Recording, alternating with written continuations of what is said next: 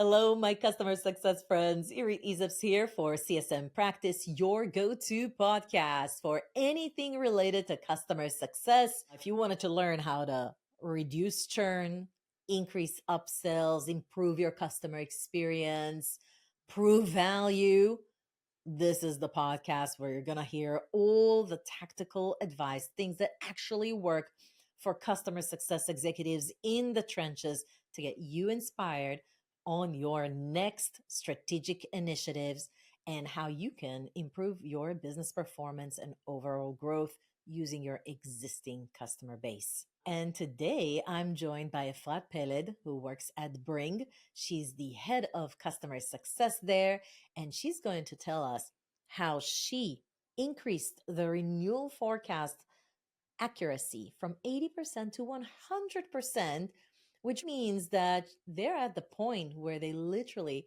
have almost zero surprise churn.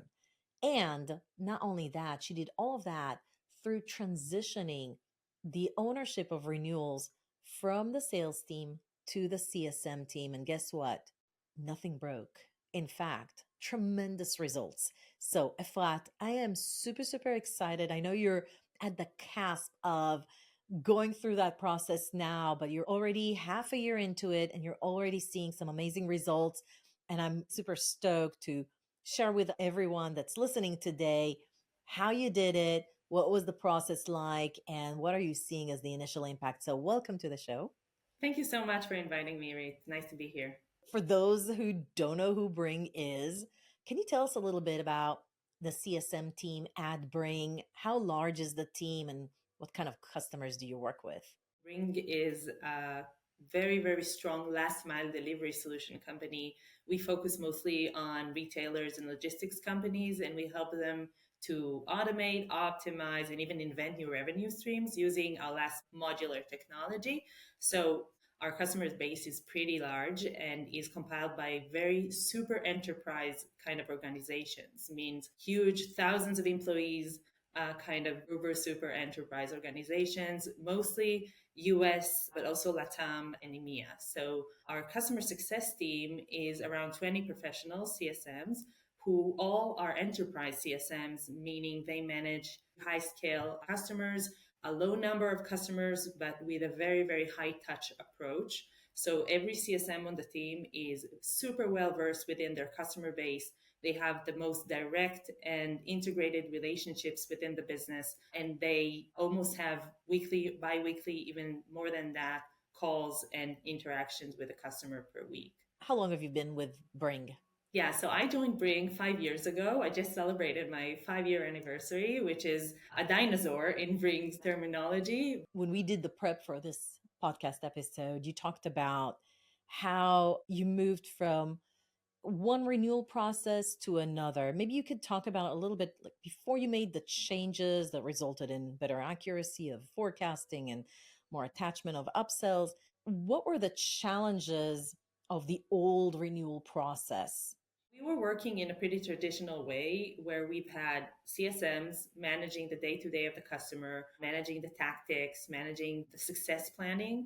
But then we've had account executives or sales or more commercial teams that handled renewals and expansions. So in case a CSM detected an intention for expansion, they just would hand this over to the account exec to take this forward and close the deal. This also happened with renewals. Every renewal, and we have very long contracts, a very complicated one. So the perception was that CSMs should be the trusted advisors. They should not handle the financials or the commercials of the customer. They should not be involved because that would impact their position within the company as trusted advisors, as supporters. So we, or the company, assumed an approach of, okay, let's have the commercial people handle commercials and the business, more strategic partners be the business strategic partners, which had its faults. And I think the major one was continuity for the customer. So every time they needed to approach a renewal, they needed to talk to maybe someone else. So they didn't have this one focal point or this one point where they could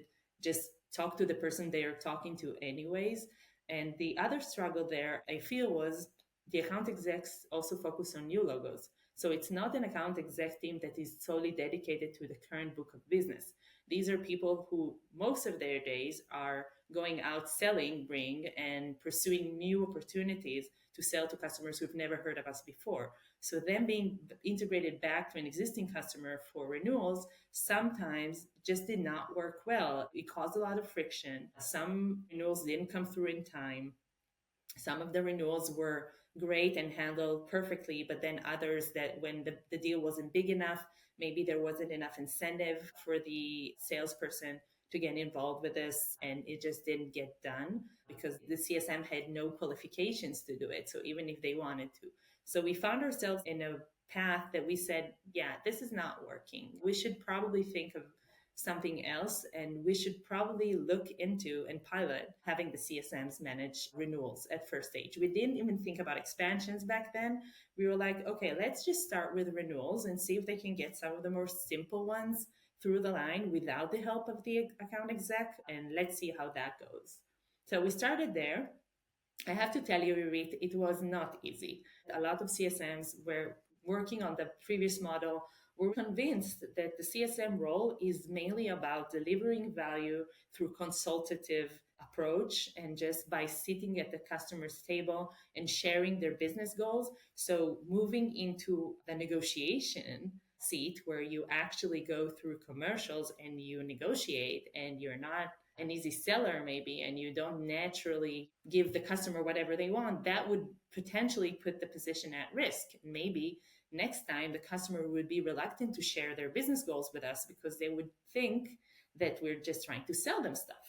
So that was the risk, and it's a very understandable concern. And I feel like there is a silver lining there between how do you sell customer and how do you also bring your business objectives as the company you're working for, but at the same time create kind of a win-win situation where the customer also wins. And that's a very, very, very difficult balance to find. So that was the initial concern we were facing with, but also lots of enablement was missing. I mean, CSMs didn't even read contracts. They didn't even handle the renewal process in terms of the admin around it, like creating service orders or sending proposals or negotiating prices. And then you'd have to go through this entire training about packaging and how are we selling our product and what is the small lines of the contract look like. So there was a lot of challenge there, and we needed to ramp up fast. As you know, in startup companies, you don't just wait and build long-term plans, you just start. And look what happened. That was the initial approach towards this. So this was like, let's start with renewals and see where it gets us.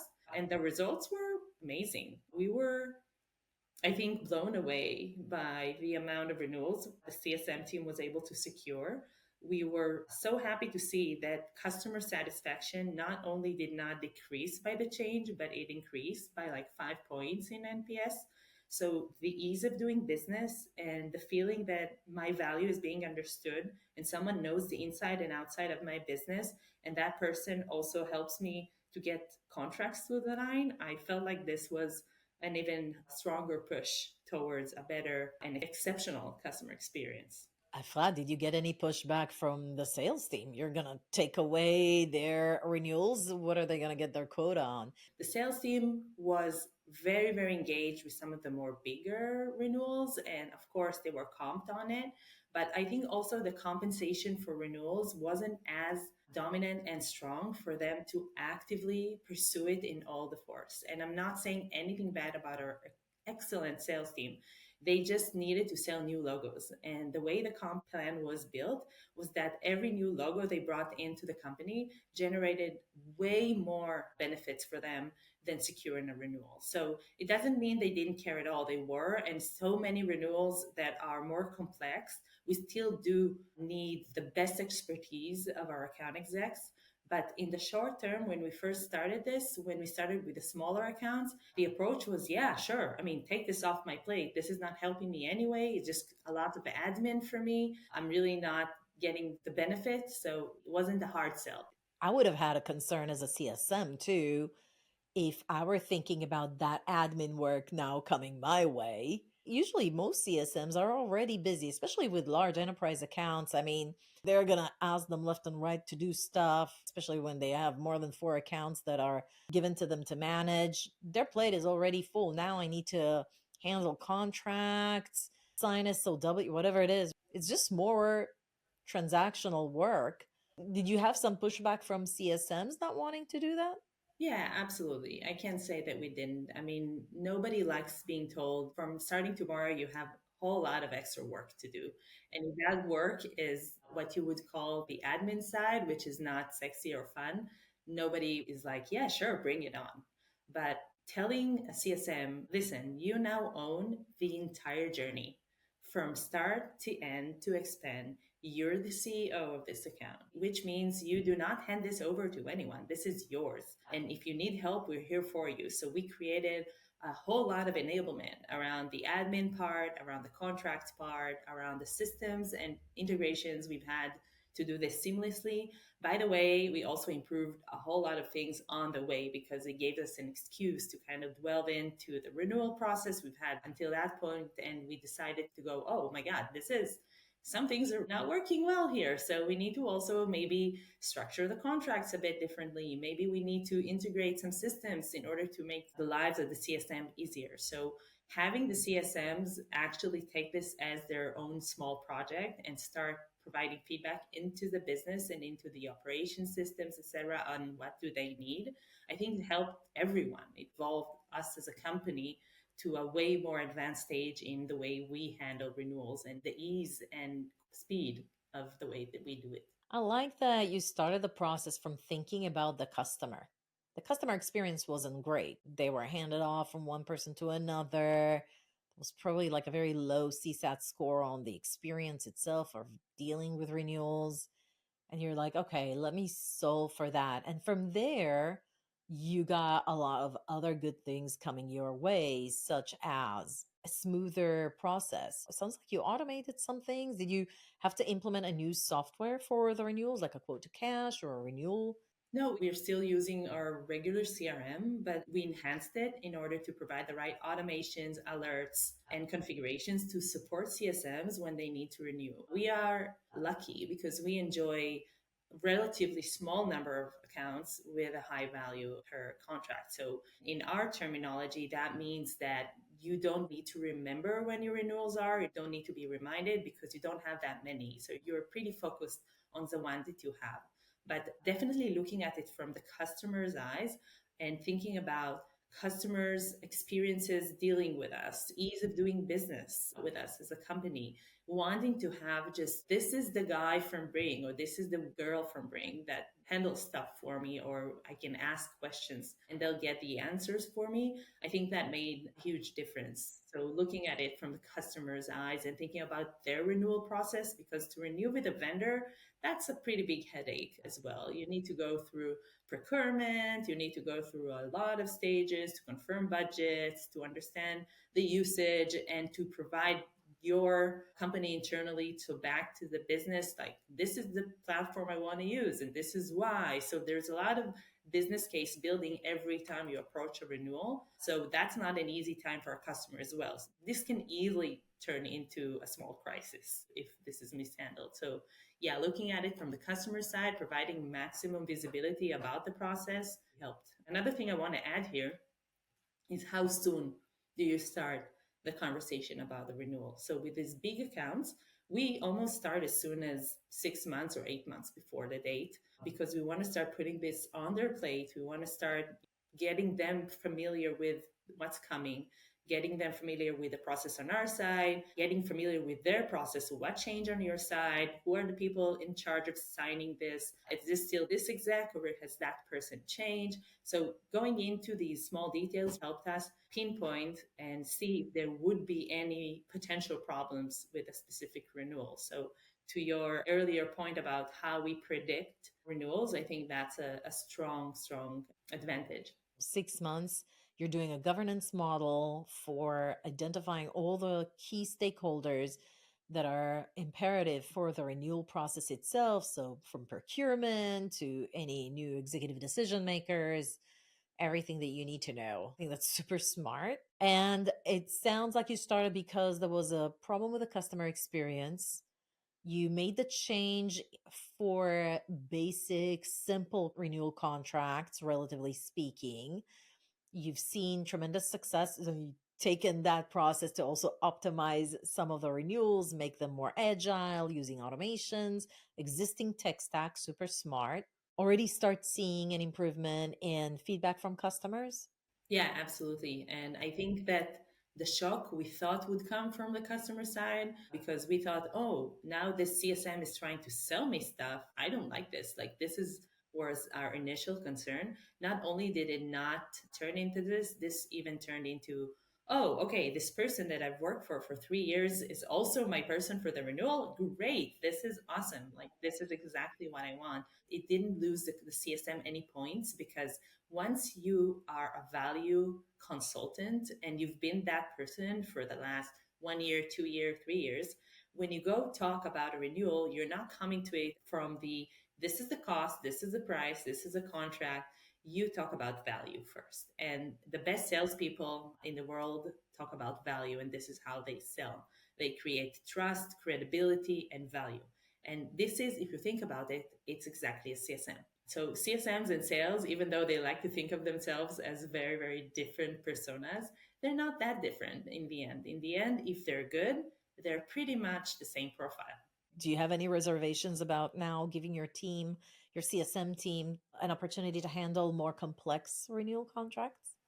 Yeah, so we are trying to do that now. And I have to tell you again, the initial results are great. We have given CSMs the management of way more complex, bigger deals that handle many, many areas of the customer and many, many different departments, and maybe not an easy sell. So maybe customers who are not that happy or not that satisfied. So definitely not a smooth sale, a lot of bumps along the way, a lot of pushbacks, a lot of threats to cancel. These renewals are not fun and not easy to handle, but the results are also showing us that CSMs are probably in most cases best equipped to handle these types of renewals, as well as they already know the customer's culture, they already know who's who, they already have been with the customer, so are able to not let the customer kind of twerk you around, which is what they do. It's very natural when you go through procurement.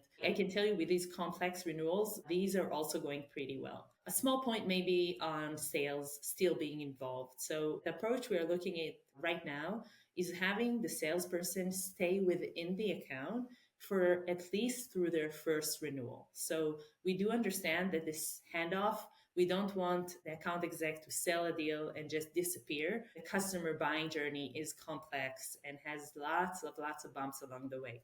So you can't imagine having the person who helped me through that journey just disappear the moment I signed the contract, and there's another person appearing, and then I have to deal with renewals with them. So again, we did have the account execs stay within the account until their first renewal comes up. So first renewal is being handled by the account exec, but then moving forward into the rest of the customer's life, it's being renewed by the CSM. What about executive relationships? I know a lot of times CSMs are so much like focused around adoption throughout the year with those specific accounts. They end up working and developing the stronger relationships actually with the business leads, not necessarily the executive sponsor. And the account manager who sold the deal from the get go actually holds the cards to the relationship with those executives. What are your plans around that? I agree. It still could be in some accounts one of the biggest issues where we don't have that alignment that the AE had when the CSMs start to work. I feel that also the CSMs being too tactical can cause that, and being too much in the weaves of the day-to-day operations and handling as bugs or support tickets can cause the CSM to stay within that tactic level and not rise above to the exec level.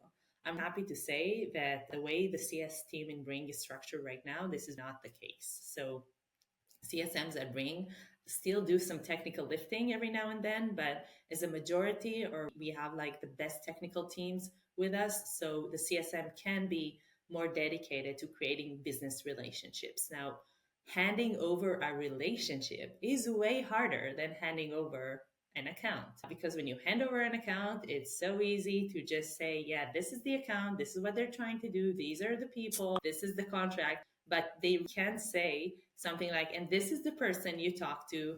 Hi, nice to know you, and take it from here. It just doesn't work this way. There's a lot of trust that you need to build. So, as part of that, we are building an account handover process that is more around the relationships. So, how do you create maybe a couple of cadences with the exec and the CSM and the AE to start having a three-way conversation about what's going on, and then slowly maybe have the AE back away. Now, another point to think about when you're handling high touch accounts is chemistry. Sometimes the chemistry is maybe stronger with the account exec and not as strong with the CSM, and you just can't manufacture that. And that's fine. This is why we're still flexible. We don't work with a rigid process that says this is how it goes forever and ever. So, if in a specific case we have a better leeway to get to the execs through someone else in the company, by the way, it doesn't have to be the AE. Sometimes it's the CTO who created a brilliant relationship, and sometimes it's our head of partners. And whoever that person may be, we do have that exec sponsor within Bring that is responsible for an account over at that other side. And that doesn't mean it has to be one specific person or one specific exec. It depends on the chemistries and the relationships created over the years. Sometimes it's a specific visit that one exec had on site, which created like a strong relationship. Sometimes it's an introduction through one of our partners or associates or investors that created something. We don't fight it. If the chemistry is there, use it. Don't say, oh, no, this is not the right person. Let's have this person manage this relationship. If we have gateway to talk to a customer, we're using it. Since the transition of the renewals to the CSM team, what percentage of their week, their quarter, their time is dedicated to renewals? I want to say it's not a lot. They're still very much in the day to day and success planning.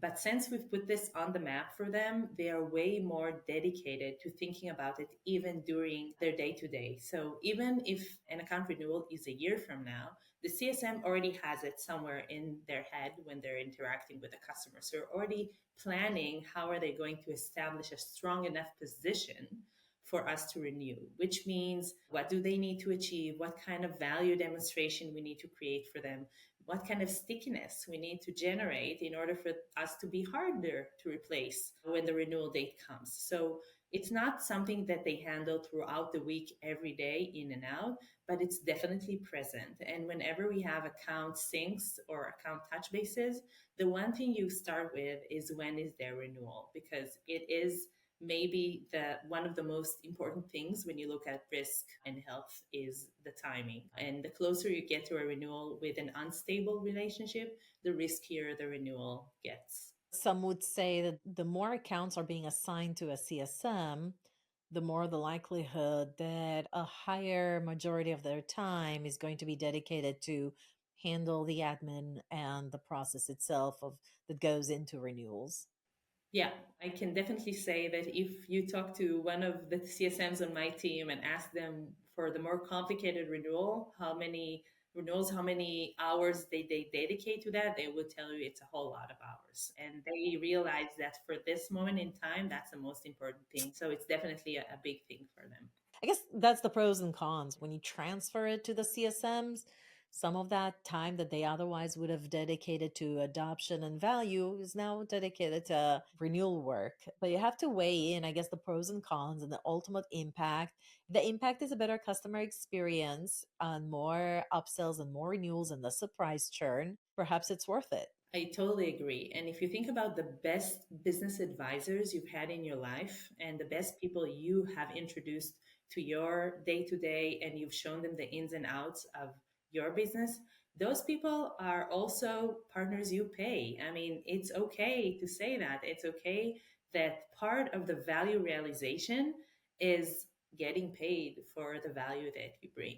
And there is no shame in it. There is no shame of bringing commercials into the discussion because it's there anyway. You are not talking to this person because you're volunteering to help them. You are a part of a business initiative, and that business initiative means that it has value, and that value means it has cost. So I'm totally okay with CSMs dedicating some of their work time to renewals, because I see that as part of the value chain also for customers. So also the ease of renewals is something that is super important to us and bring.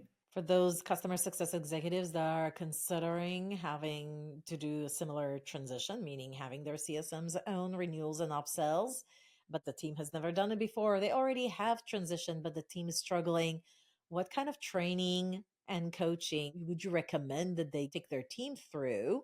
And what have you done that you felt like was extremely successful? I know you talked about enablement material, but can you like unpack that a little bit for Yeah, us? absolutely. We started with a pilot with the smaller, let's call them easier customers to renew. And the learnings we took from that pilot were put into the renewal playbook that we've created. And that renewal playbook with a very, very detailed step by step introduction to how do you run a successful renewal from both the customers and meetings and who needs to be involved standpoint, but also in terms of the process in our CRM and our process within the contract facility and all that. So we did go through a very meticulous enablement around what's the terminology and what are the things you need to be looking at when you look at an existing customers. Think about it that a lot of the CSMs, because these contracts were very, very different by nature, we don't have like a one size fits all or one template that all customers work with. If you look at a company that's like us that's been around for years, our contract structure has changed so many times that CSMs, when we started this, some of them did not even read the contract once because they were so long and very hard to read. So they just got some bottom lines out of it, and that was it.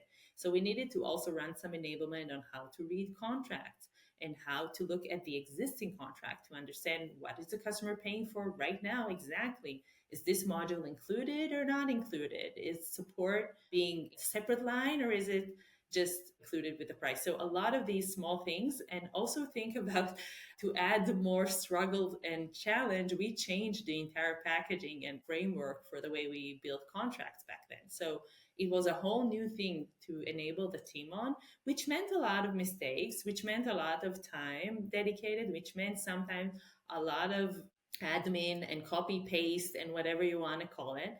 But I always say, like, I don't know a role, important as it may be, that doesn't have this part in it. So this is our task, this is our burden to carry, but we are carrying the entire revenue and retention stream for the company. So for me, it's a small price to pay. So the more we did enablement and we heard questions from the team, the more we enhanced this renewal playbook and we added more and more information bits and kind of useful links and useful documentation to it. I feel that at the moment, I don't know of any CSM in the team that would be struggling to handle a renewal. So jumping 10 months ahead only, because I think this initiative officially started in January, you can say that all of our CSM team is fully enabled on how to run a successful renewal. Another strong point I want to mention is renewals cannot be, even if we move the responsibility to the CSM, there is so much collaboration that needs to happen within the company to get that through the line. So we have not stopped utilizing